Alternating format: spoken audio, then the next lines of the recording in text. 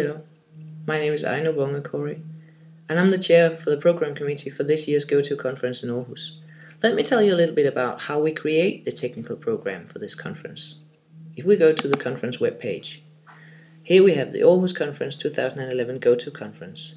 If we want to learn about how to create such a program, we'll go to the tab called the program committee. In this tab you can see we have the list of the people that we call the program advisory board. What we did this year to create the technical program for you is that we went to Germany in January and had a great 2-day brainstorm on what we'd like to see at the conference this year, or actually what you as an attendee would like to see at the conference this year. What we put together was a program consisting of almost 400 different speakers, tracks and titles for talks, and of course we had to do something about that. When we look down the list of the things that we came back from Germany with, we can see things like Back to the Future or Concurrency or Cool Coal as tracks.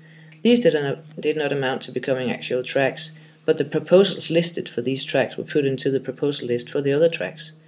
We also had listed titles of tracks like Software and Pacemakers. This could be interesting, but not really interesting enough. We also have lists of people with names just like Kevin Henny, where we don't really care what he's talking about, because we just want to hear him talk. So we had this list of people that met. Aino Vonge Corry, that's me, the program chair, Christian Krab Thorup, the CTO of Trifork, and Jesper Bøgh, a developer and agile coach from Trifork.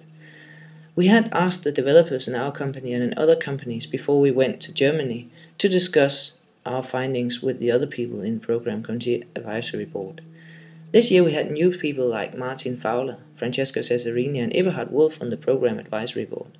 It's important for us to always get new people in this program committee, because otherwise it'll just be the good old boring things that we're already interested in. So what happened when we went to Germany?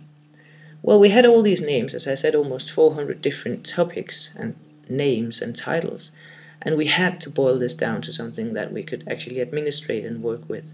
So we had another meeting with just a few of us, and there we decided that these were the 15 tracks that we would work with. And we also decided which track hosts we should invite the speakers in these different tracks. And we asked them also to create an abstract for the track, a storyboard for the track, you can say.